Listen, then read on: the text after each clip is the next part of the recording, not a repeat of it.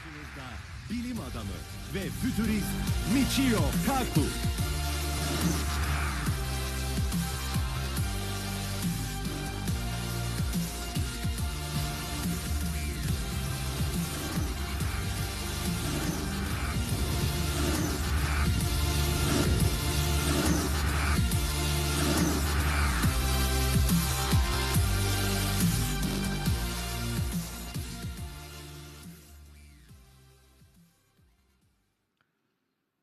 Wow.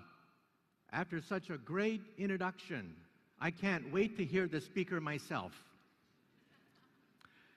First of all, I have a confession to make. Sometimes these honors and accolades can backfire. Recently, New York Magazine voted me as one of the 100 smartest people in New York.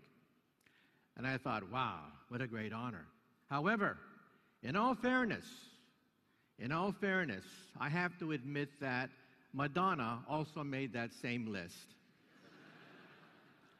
And next year, Lady Gaga is going to push me off the list entirely. Now today, I'm going to talk about the future, your future. It's very dangerous to make predictions. Let me quote from that great philosopher of American baseball, Yogi Berra. Yogi Berra once said, quote, "Prediction is awfully hard to do, especially if it's about the future." Well, that's what I'm going to talk about today. Now, why ask a physicist to talk about the future? Well, we invented the transistor. We invented the laser. We assembled the internet. We wrote the World Wide Web. And don't forget, we invented television. We invented radio. We invented radar, microwaves. In the hospital, we invented the X-ray machine. We invented the MRI scan, the PET scan.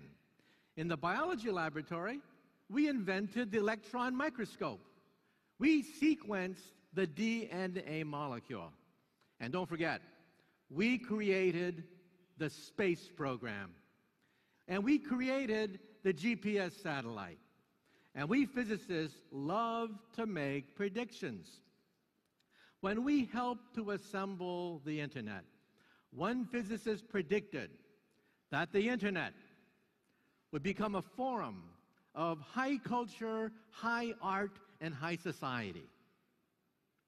Well, today we know that 5% of the internet is pornography. But that's because teenage boys log on to the internet. Just wait until the grandmas and grandpas are on the internet. Then 50% of the internet will be pornography. And before I begin, let me give you a cautionary story. Over 200 years ago, we had the great French Revolution. And one day, there were three gentlemen about to have their heads cut off at the guillotine. There was a priest, a lawyer, and a theoretical physicist, just like me, about to lose our head to the guillotine. Well, they put the priest's head on the chopping block, and they asked him, "Do you have any last words?" And he said, "Yes." He said, "Yes." He said, God from above shall set me free." Well, we'll see about that. All eyes were on the blade. They raised the blade. The blade came down, swoosh, and stopped right before it hit the neck of the priest. The crowd gasped. They'd never seen this before. And the crowd said, "Let the priest go. Today, God has spoken. And now let's see about the lawyer." Well, they put the lawyer's head on the chopping block. And they asked him, "Do you have any last words?" And he said, "Yes, yes, maybe the spirit of justice shall set me free." Well, all eyes were on the blade. They raised the blade. The blade came down, swish, and stopped right before it hit the neck of the lawyer. This time, there was dancing in the streets of Paris. People were saying, God has spoken, justice has spoken, and now, let's see about the physicist. Well, they put the physicist's head on the chopping block, and they asked him, do you have any last words? And he said, yeah, I got some last words. And he said, I don't know too much about God, and I know even less about the law, but I do know one thing. If you look up, you'll see that the rope is stuck on the pulley.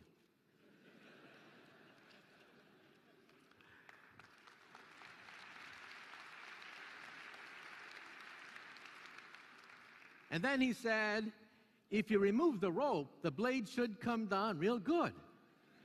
Big mistake. Big mistake. Well, the rope came down, the blade came down, and the poor physicist's head came down. And it just goes to show you, sometimes we physicists have to know when to keep our mouths shut.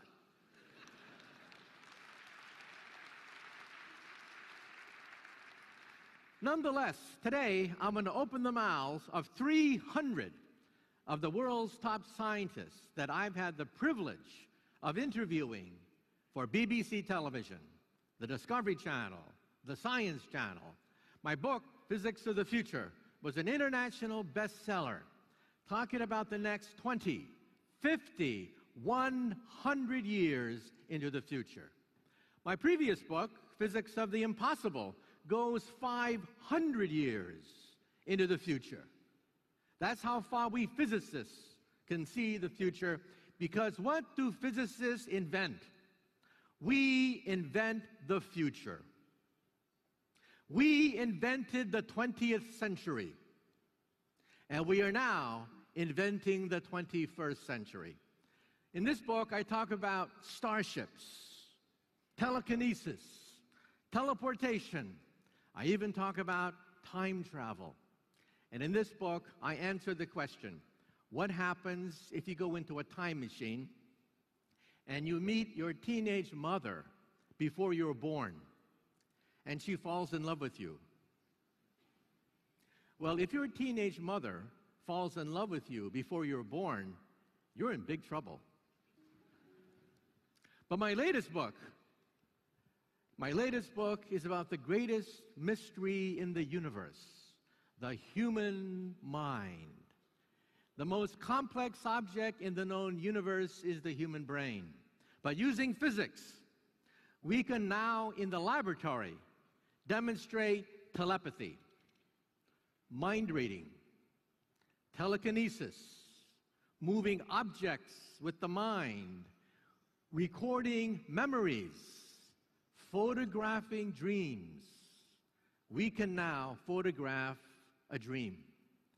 In the future, when you wake up, you'll push a button and see the video of the dream that you had the previous night. But you may say to yourself, ha! You guys cannot predict the future. You guys cannot predict the past. Nobody predicted the crash of 2008. Well, that's not quite true. Let's talk about the crash of 2008. First of all, where does wealth come from anyway? Where does wealth come from? Ultimately, wealth comes from science and technology. But science comes in waves, which create waves of wealth. But wealth is restless. It has to go someplace. And where does it go? Often to create a bubble. And when the bubble pops, you get a depression. So let's talk about the waves of innovation. Around 1800, we physicists unlocked the secrets of thermodynamics. We could take a lump of coal and calculate how much energy you can extract from a lump of coal. That initiated the Industrial Revolution. All of a sudden, we had steam power, locomotives, factories, creating wealth on a scale never seen before. by an agrarian society. But wealth has to go someplace. Where did the wealth go? Into the London Stock Exchange, creating a bubble, a huge bubble, but it was unsustainable. The bubble popped in 1850, and it created the first crisis of capitalism, a crisis so great that it created a philosophy called Marxism. But we physicists are also restless. We initiated the second wave of wealth and innovation. We physicists unlocked the secret of electricity, magnetism, and the internal combustion engine. And that gave birth to an even bigger bubble, a bubble in the American Stock Exchange, in utility stock and automobile stock. The bubble was huge, but it could not be sustained.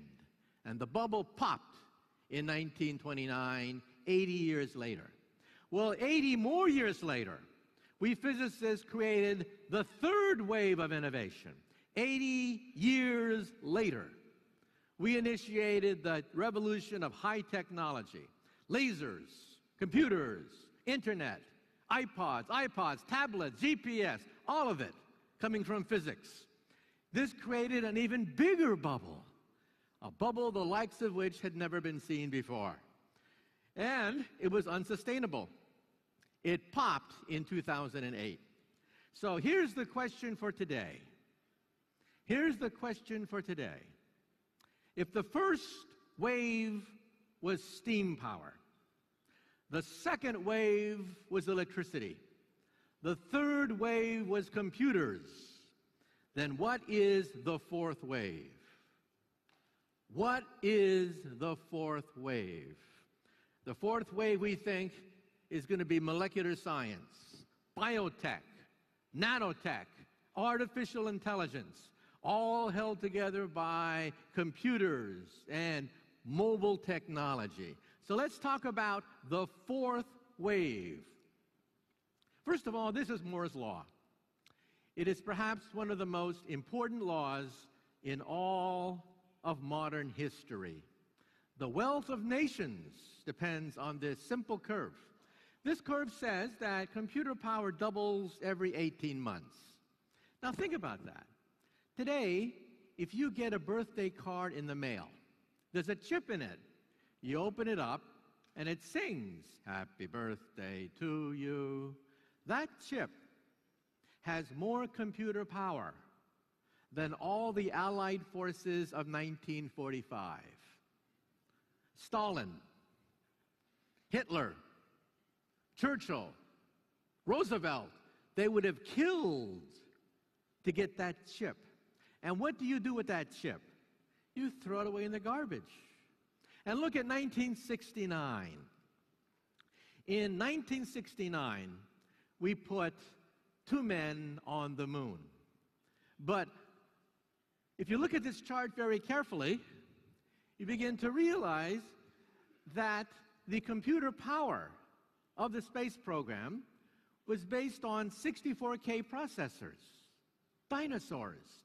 You realize that your cell phone has more computer power than all of the space program of 1969. You're not going to put me in one of those rockets.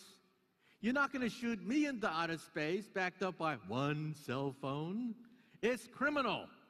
It's criminal what we were doing in 1969, shooting humans to the moon backed up by one cell phone.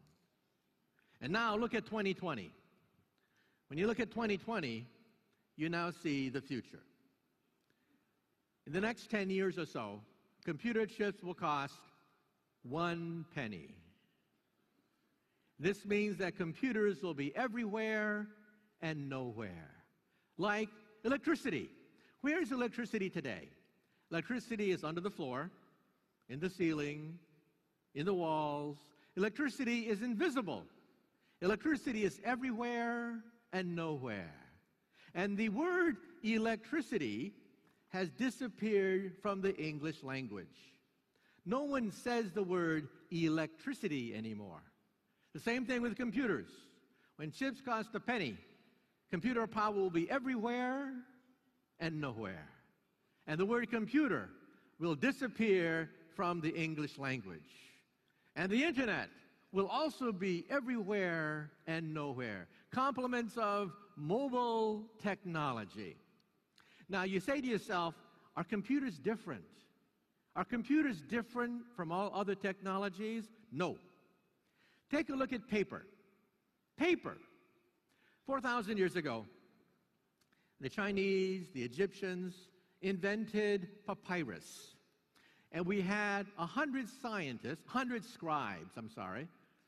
scribes guarding one papyrus scroll, 100 to 1. And that created ancient civilization. That's called stage one. Stage two, 1450. Gutenberg invented the movable type. One human, one book. The personal book in 1450. And then around 1930, we created the personal library. One human, one library. Well, today we're in stage four. Paper is everywhere and nowhere. It's a fashion statement. We don't even think about paper anymore. Running water also obeyed the very same stages. Computers are no different, except it's much faster. In the 50s, we had the mainframe computer. 100 scientists guarding one mainframe computer. Stage two, we had the personal computer. One human, one computer. Today, we're in stage three. One human and the millions of computers on the internet. Eventually, we will hit stage four. And in stage four, the computer disappears everywhere and nowhere, including your glasses. These glasses are more powerful than Google glasses. These glasses, when they see you, they recognize faces. So in the future, when you see somebody, you will see a biography next to their image. And if they speak to you in Chinese, no problem. These will translate Chinese into English, Turkish, or whatever. Very useful. How many times have you been in a conference like this and you bump into somebody and you say, I know this person. I know this person. Jim, John, Jake, who is this person? In the future, your glasses will say, it's Jim, stupid. You see him every year at the Turkcell conference. And let's say tonight you're at a cocktail party, and there's some very important people at that cocktail party, but you don't know who they are. In the future, you will know exactly who to suck up to at any cocktail party. But maybe you don't want to look like a refugee from a Hollywood science fiction movie. Children love this idea of computers being everywhere and nowhere. Children are the driving force behind this technology. Remember when they talked about the digital divide? Remember that? About 10 years ago, everyone was saying, oh, the digital divide. We're going to have the digital rich and the digital poor. Wrong. Who's pushing this revolution today? Poor children. If you're a child and you're not on the internet, you don't exist. Many ways to do it. You can shoot the image right to the retina of your eye, or you can use the lens as a screen, or you can have an eyepiece. 3 ways to have information everywhere and nowhere. And eventually, fashion models will wear this technology. Eventually, this will be your personal office, your home entertainment center. This will be how you will work. But there's a problem here. Let's say you don't wear glasses. Let's say you don't like glasses. Then what are you going to do? Then in the future, you will blink and you will go online. And who were the first people to buy internet contact lenses? College students taking final examinations. They will blink and see all the answers to my exams right there in their contact lens. Who are the second people to buy internet contact lenses? Politicians, actors, actresses, so they don't have to have teleprompters giving them their speech when they're on television. Who else will buy these internet contact lenses? Tourists. Because if you're walking through the streets of Rome, there's no more Roman Empire anymore. In the future, as you walk through the Forum, you'll see the Roman Empire resurrected from the ruins in your contact lens. And if you're in the bazaar and you want to buy something, you will know exactly what people are saying because your contact lens will translate into whatever language you want. NASA, the space industry, wants astronauts with these things so they can see blueprints while they're making repairs in outer space. The Air Force wants this because if you're in an airplane, in a jet, and the enemy goes underneath your jet, you're dead meat. In the future, the Air Force wants to put a TV camera underneath the airplane to shoot the image into your contact lens. So when you look down, you will see through your feet. This is X-ray vision, just like Superman. You'll be able to see right through walls because there's a camera on the other side of the wall shooting the image into your contact lens. So construction workers will see blueprints. Astronauts will see instructions. Tourists will see a description of everything. This is called augmented reality. Now, virtual reality is for children. That's when you put on glasses and see a cartoon. That's called virtual reality. This is different. This is called augmented reality. When you see information, biographies, movies, whatever, simply by blinking. Now, you've seen this before. There's a Hollywood movie which first introduced augmented reality. What was that Hollywood movie? Well, here is the former governor of California in a very bad mood. This is Arnold Schwarzenegger in the movie Terminator. And when the Terminator robot sees you, he sees a biography right next to your image. And the military has a working version of this. You may say to yourself, isn't this science fiction? It can't possibly be true. Information everywhere and nowhere. No, it already exists. The military has a device called Land Warrior. It's this big. You put it on your helmet. You flick it over your eye, and bingo, you see the internet of the battlefield. Enemy forces, friendly forces, artillery, fire. This already exists. So who will want this technology? Everybody. Husband and wives will hook their contact lenses together. So husbands can see what the wife is seeing, and the wife can see what the husband is seeing. Because we all know that husbands always buy the wrong things. They always do shopping, and they always buy the wrong apple, the wrong pear, the wrong celery. This way, the wife can tell exactly what the husband is seeing. Now, this means that we're seeing the digitalization of life. Mobile technology everywhere and nowhere. This means that every aspect of life will be digitalized, including money. Money is now being digitalized. The future of money is your cell phone. You will point and click, and that's how you will buy things in the future. Point and click. Beyond that, you will simply blink, and you will buy things. This is how you will shop in the future. And what about your cell phone?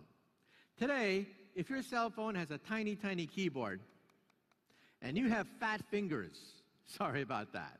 With fat fingers, you cannot type on a cell phone. So, we scientists have invented e-paper, intelligent paper. You will scroll out from your cell phone as much intelligent paper as you want, a bigger keyboard as you want.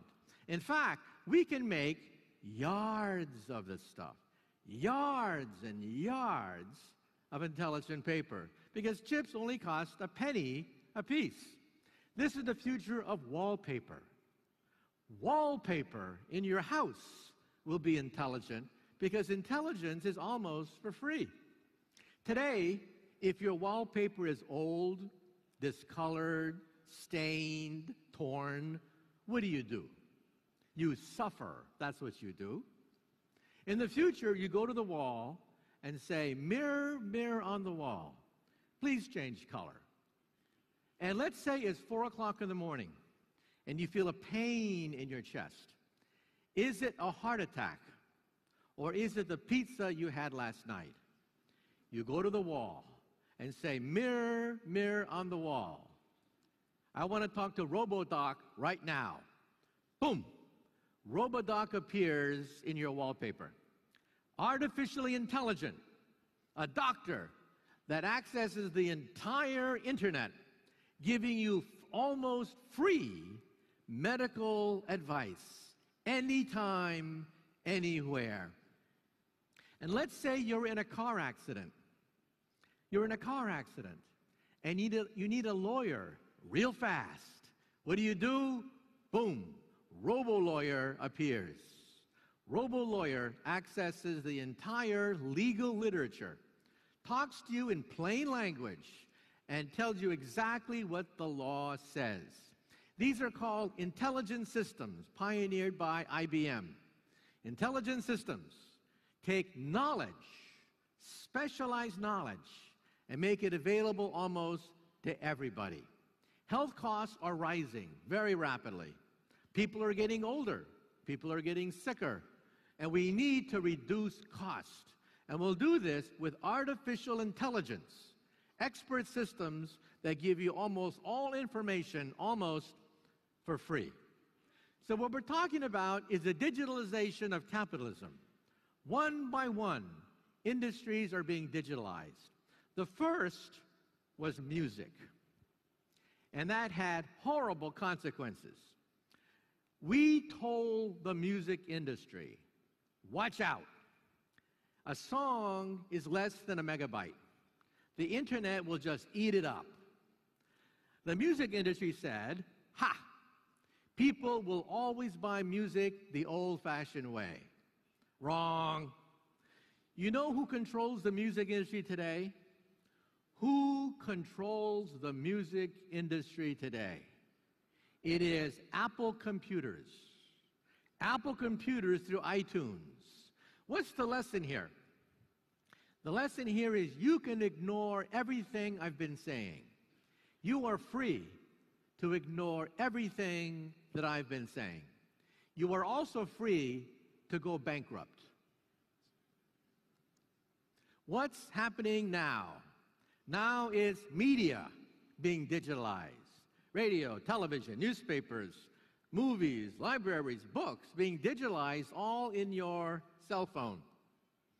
For example, in America, we have the New York Times and the Boston Globe, two great newspapers. About 10 years ago, the New York Times paid $1 billion to buy the Boston Globe. Logical, two great newspapers. But a few months ago, the New York Times sold the Boston Globe. For how much? About 10% of the original cost. How much did the New York Times lose? $1 billion. The New York Times bet against technology. They bet against Moore's Law, and they lost. So you're free to do anything you want. To ignore the digitalization process, you will simply go bankrupt. What's next? What's next to be digitalized is transportation, medicine, education, retailing. They're next to be digitalized. So watch out. If your company, if your job is involved in these areas, watch out. So let's take them one at a time. First of all, this is the future of your living room. This is how you will relax at night. You'll be surrounded 360 degrees by intelligent walls, and you will access as much information as you want. This means that even presents and holidays will be digitalized. Chips are being put in toys now. Chips are being put in toys, making toys intelligent. And this is creating a problem for the English language. We have a contradiction in terms called smart Barbie dolls. That's a contradiction in terms. Another contradiction in terms is Microsoft Works. That is also a contradiction in terms. This is also the future of your love life. Let's say it's Friday night, you have no date, you're all alone. What do? Well, in America, we all know what you do on Friday night if you have no date. You get stone drunk. In the future, you go to the wall and say, mirror, mirror on the wall, who's available tonight? Boom.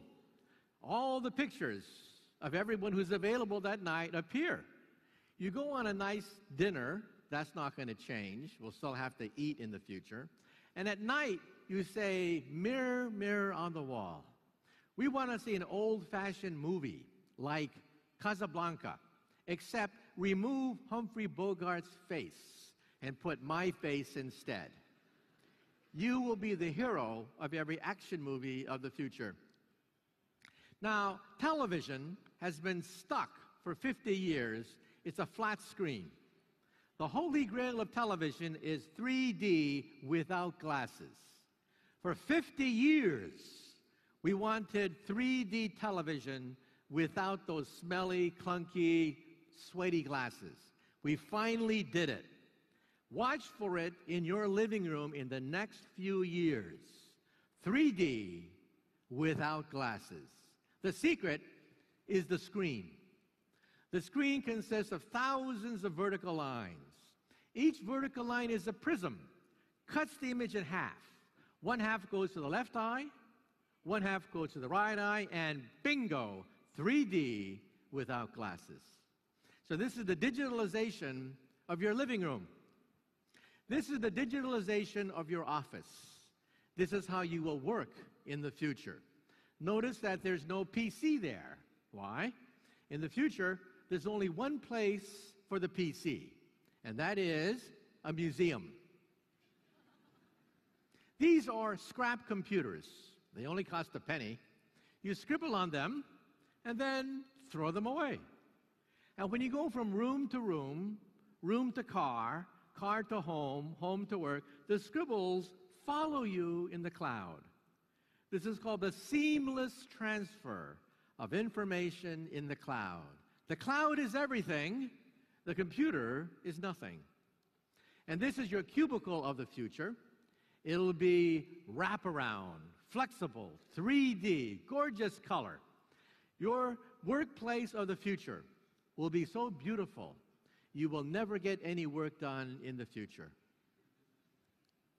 This is how you will drive to work in the future. The car of the future drives itself. Watch for it in your garage before 2020.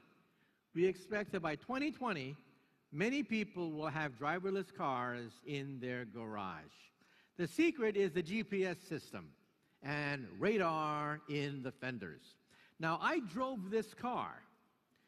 BBC Television flew me down to North Carolina, and they put me in this car. So there I was, driving this car. And then the cameraman said, "Let go of the steering wheel." And I said, "What? You crazy? You nuts? I'm not going to let go of the steering wheel." And the cameraman said, "Trust me. Let go of the steering wheel." So I closed my eyes, I let go of the steering wheel, and the car drove itself. Now let's do a science experiment. Today, after the lecture, when you get in your car, do this. This is how you will drive in the future. One of my colleagues is in Silicon Valley. That's how he drives to work every day. Every day he drives to work like this. It's legal in California to drive a driverless car. And remember that in America, 30,000 people die in car accidents every year. But computers don't fall asleep. Computers do not get distracted. The words traffic accident will also disappear from the English language. So we're talking about the seamless transfer of information. When you're driving your car, you see things, you will identify what they are, you will know who you're talking to, you'll see blueprints, maps, whatever you want when you are meeting people or doing things. If, for example, in America, we have something called Match.com, young boys and young girls are computer dating each other, okay? You can do that. However, people lie. People lie all the time. In the future, you'll know exactly who's lying to you. And how will you buy things in the future? This is called mass customization. Let's say you're looking for a wedding dress, a beautiful dress. You shop and you finally found it, the perfect wedding dress. Right color, right shape, right designer. Everything's perfect except wrong size. What happens today? No sale.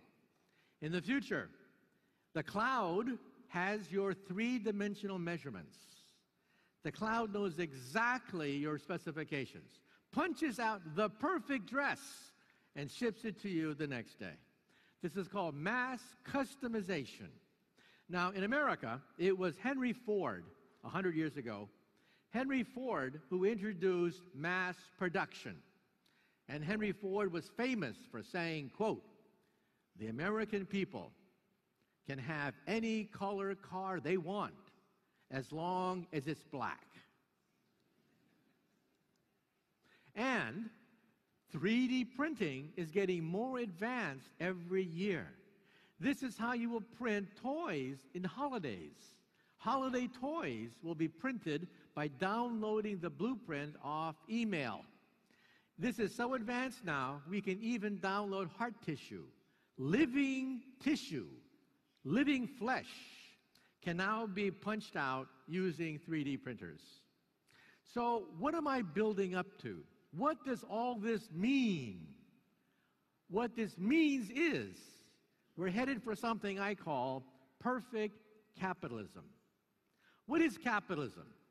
Capitalism is private ownership where prices are set by supply and demand. That's what capitalism is. But you see, supply and demand are imperfect. You don't know who's cheating you. You don't know who has the cheapest price. You don't know what the profit margin is. You don't know these things. You guess. In the future, when you go shopping, your contact lens will scan all the products and tell you who has the cheapest product, who has the best product, what the profit margin is, what do people say about this product, all of that, right, in your contact lens. So the advantage shifts to the consumer. The consumer knows everything about a product. But if you are the producer, if you're the manufacturer, what do?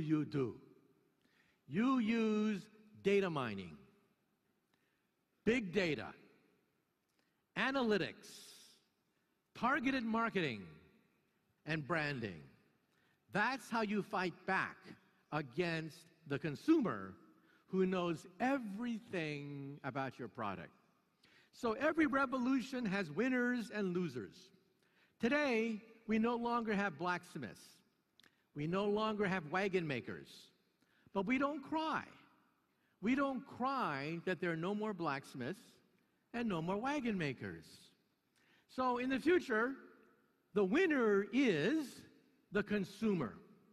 Cheaper prices, better prices, more transparency. The winner is the consumer. And the big question is now, who is the loser? Every revolution has a loser.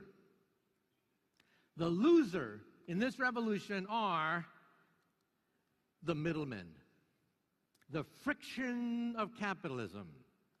If you're a stockbroker, you know that you cannot sell stock anymore. It's amazing. Stockbrokers do not sell stock because you can buy stock on the internet almost for free. So why bother to go to a stockbroker?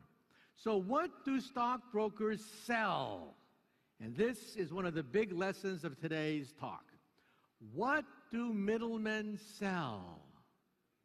Stockbrokers do not sell stock. So what do stockbrokers sell?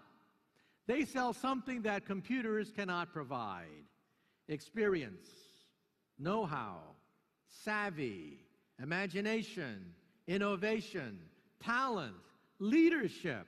In other words, intellectual capital.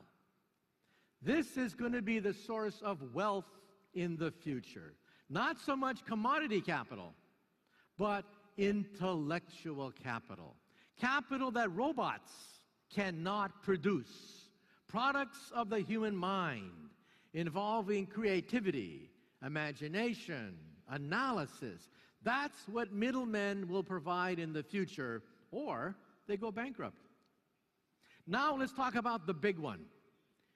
This is the big one. Medicine. In Europe, Japan, America, people are getting older and older and older, and they need medical care. Costs are rising through the roof. One thing we can use is technology. Let's look at diagnostics. A lot of excess paper is consumed using diagnostics. The question is, how small can you make a chip? We can make a chip so small, you can put it inside an aspirin pill, along with a TV camera and a magnet. You swallow it, the magnet guides its way through the stomach into your intestines. And we all know what middle-aged men fear the most. What do middle-aged men fear the most? The C word, colonoscopy. That's when they stick a tube up your rear. But this gives new meaning for the expression Intel inside.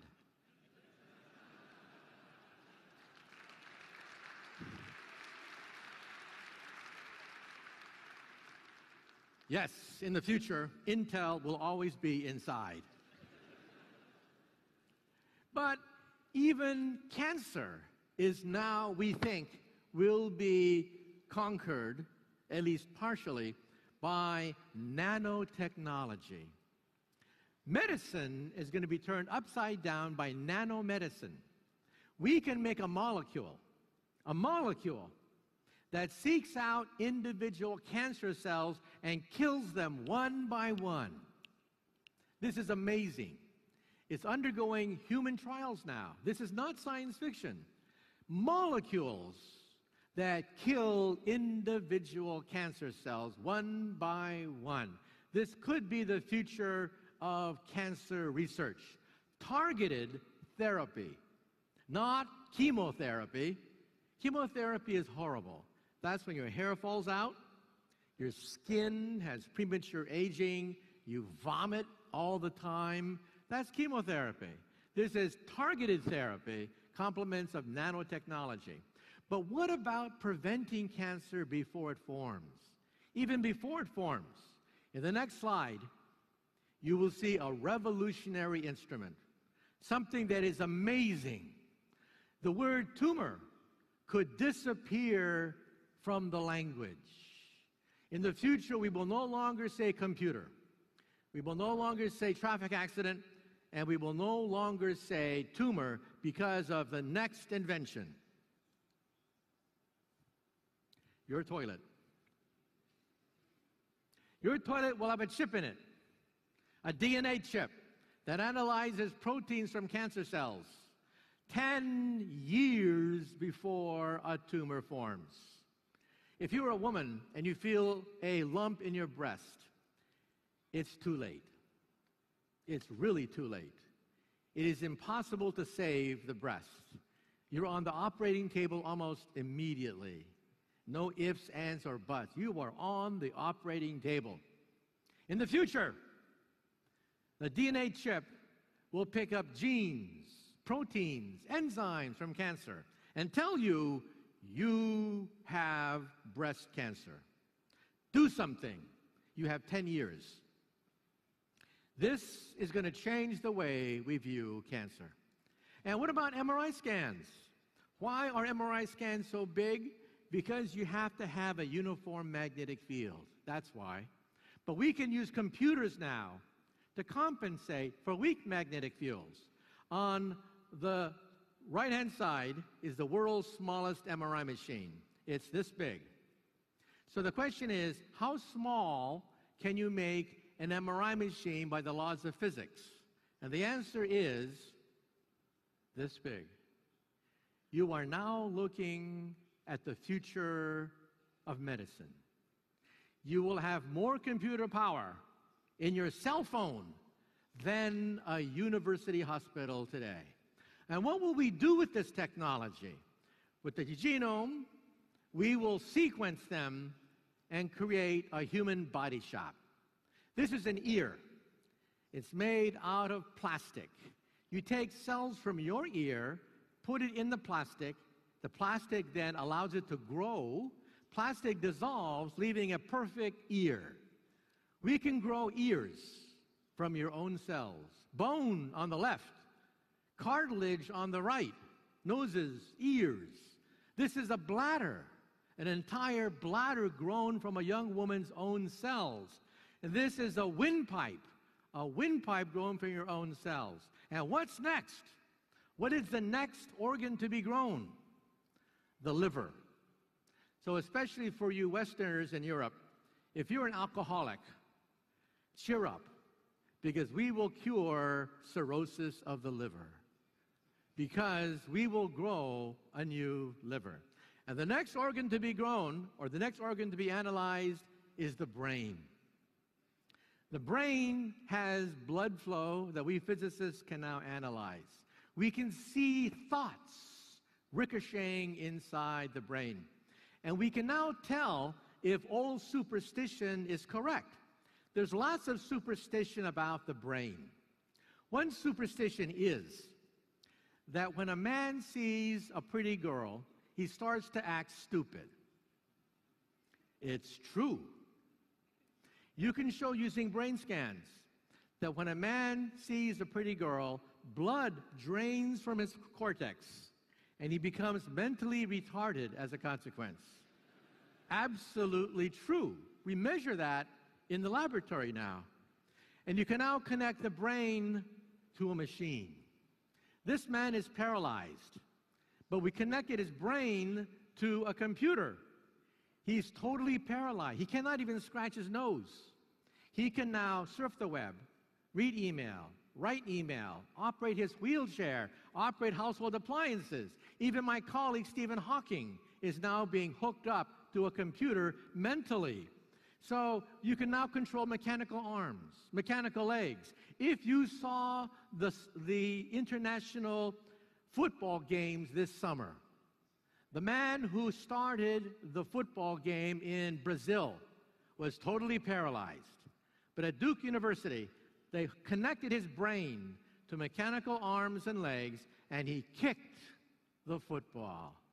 So we're talking about the fact that we're now going to be able to computerize the human body, the digitalization of the human body. So to summarize, the message for today is that under perfect capitalism, we are going from commodity capitalism to intellectual capitalism, where experience, innovation, imagination, know-how, savvy, leadership, creativity will be the currency of the future. So what's the message? You are the winners. You are the winners, because in this room, we have people who represent the cream of intellectual capital. The innovators, the inventors, the entrepreneurs, the dreamers. You are the future. And when I was a child, I had a role model. My role model was Albert Einstein. And let me close by giving you my favorite Einstein story.